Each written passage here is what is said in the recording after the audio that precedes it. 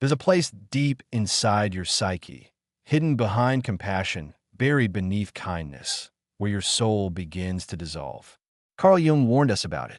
He called it the devouring mother, the shadow swamp, the unconscious abyss. But today, we call it the empath's trap. You know you're approaching this territory when the exhaustion sets in. Not the kind that sleep fixes, but the kind that follows you like a ghost. You wake up tired. You move through your day as if underwater. Your thoughts feel borrowed, not your own. You find yourself saying yes when every cell in your body screams no. You feel everyone's pain as if it were radiating from your own bones. Their anxiety becomes your heartbeat. Their disappointment weighs on your shoulders. Their unspoken needs occupy your mind until there's no room left for your own desires. And the strangest part? You can't remember when your life became theirs. When did your emotions become mere reflections? When did your boundaries turn to mist? This isn't normal empathy. This isn't even extraordinary compassion. This is what happens when a sensitive soul wanders into the most dangerous territory Jung ever mapped. Without realizing they've crossed the threshold, here's what no one tells you. Empaths don't break because they care too much.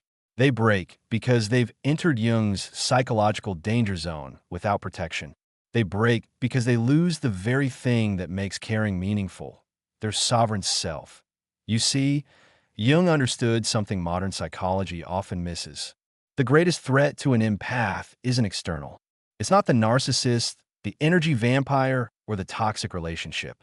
The greatest threat lies in unconscious identification, the silent, invisible merging of your psyche with another's wounds that happens beneath awareness. Beyond language, you don't choose it any more than you choose to breathe. But unlike breathing, this process will eventually suffocate your soul. That be why the end of this journey, you'll know exactly where this danger zone begins. You'll recognize its landmarks. You'll understand why it consumes souls with such devastating efficiency. And most importantly, you'll discover Jung's forgotten map for escaping permanently. This isn't about becoming less sensitive. It's about becoming more conscious. Because your sensitivity isn't the problem. It's a gift, a superpower. But every superpower needs containment, or it consumes its wielder. Jung called this work individuation, the process of becoming undivided from yourself. I call it soul retrieval, the reclamation of what was always yours. Are you ready to discover where you end and others begin? To feel the electric jolt of your own authentic desires? To stand in the center of your life rather than at the edges of everyone else's? Then let's begin. Not with how to fix others, but with how to find yourself in the labyrinth of Jung's most profound warning. Carl Gustav Jung wasn't just another psychiatrist. Born in Switzerland in 1875, he began as Sigmund Freud's protege before their dramatic intellectual divorce. While Freud mapped the basement of human consciousness, Jung climbed toward its towers and descended into its dungeons. He ventured where clinical psychology feared to tread, into myth, alchemy, religion, and the collective unconscious. Jung understood that beneath our personal experience lies an ancient psychological inheritance, a shared realm of symbols, patterns, and primordial images he called archetypes. These forces shape our behavior from the shadows of awareness, especially when we refuse to acknowledge them. What makes Jung essential for empaths isn't his academic credentials. It's that he mapped the very territory where sensitive souls get lost. He charted the underground rivers of psychic energy that empaths sense but cannot name. He illuminated the invisible threads that connect us, the same threads that, when unconsciously tangled, strangle an empath's identity. Jung coined terms we now take for granted: introvert, extrovert, complex persona. But his most profound contribution was his understanding of the unconscious, not as a dusty storage room of repressed memories, but as a living, breathing underworld teeming with autonomous energies seeking expression through us. For Jung, psychological wholeness never came from avoiding darkness, but by descending into it with consciousness as your torch. One does not become enlightened by imagining figures of light, he wrote, but by making the darkness conscious. This is why empaths must listen. Because Jung discovered that unconscious identification, not compassion, not sensitivity, not even overgiving, is what ultimately dissolves the self. He saw that when we unconsciously merge with others' psychic material, we aren't being supremely loving. We're being unconscious. And what remains unconscious will control us. Until you make the unconscious conscious, Jung warned, it will direct your life and you will call it fate. Empaths call it burnout, or compassion fatigue, or just being too sensitive. But Jung recognized it as something far more profound, the dissolution of the individual spirit into the collective swamp. Jung wasn't just a theorist. He was a soul doctor who prescribed not pills, but awareness. Not techniques, but confrontation with one's own depths. Not avoidance of pain, but the courage to make meaning from it. Consider him not as some distant academic, but as the cartographer of your inner wilderness, the only one who accurately mapped the terrain where empaths most often lose their way, and perhaps the only one who left breadcrumbs for finding your way back. What exactly is an empath? Through Jung's lens, it's not simply someone who feels others' emotions intensely. It's something far more profound and precarious. An empath is someone whose psychic boundaries are naturally permeable.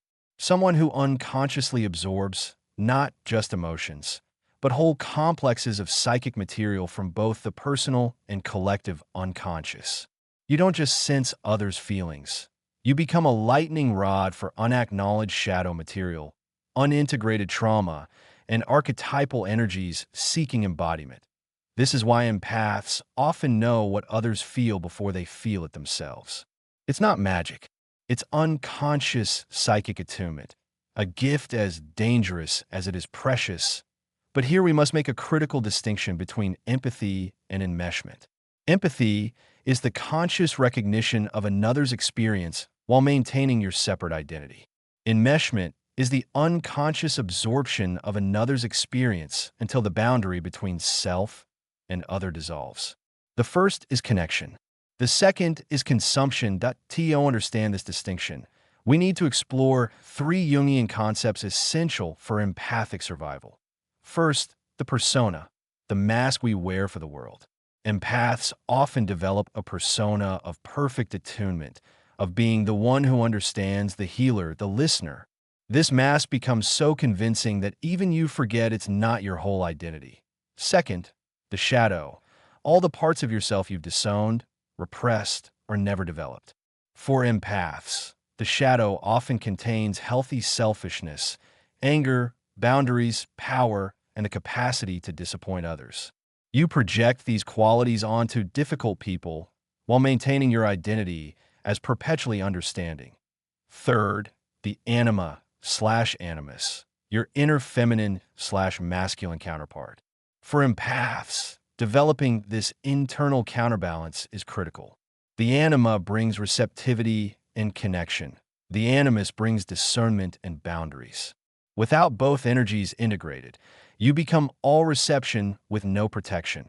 Why are empaths uniquely vulnerable to Jung's danger zone? Because your greatest gift, psychic porousness, is also your greatest liability. You sense truth beyond words. You feel undercurrents others miss. But without conscious management, this same porousness lets everything flood in without filtration. An empath without boundaries is like an open window during a hurricane. Everything enters, nothing is filtered, and eventually the house collapses. Your nervous system wasn't designed to process the psychic material of everyone you encounter. Your energy field wasn't meant to be a dumping ground for the collective shadow. Your heart wasn't built to carry wounds that aren't yours to heal. Yet that's precisely what happens when an empath enters Jung's danger zone. The very sensitivity that makes you gifted becomes the mechanism of your undoing. The capacity to feel deeply becomes a prison of others' emotions. The ability to see beneath the surface becomes a compulsion to dive into waters where you cannot breathe. This isn't your imagination. Jung observed this phenomenon repeatedly in his sensitive patients, the gradual erosion of self through unconscious identification with others. He saw how the most compassionate souls often became the most depleted, not because they gave too much, but because they lost the boundary between giver and receiver. The anatomy of an empath is not flawed. It's specialized. Like any specialized organism, you need specialized protection. Not to dull your sensitivity, but to channel it. Not to become less receptive, but to become more consciously selective about what you absorb and what you reflect back. Your empathic nature isn't the problem. Your unconsciousness about its mechanisms is.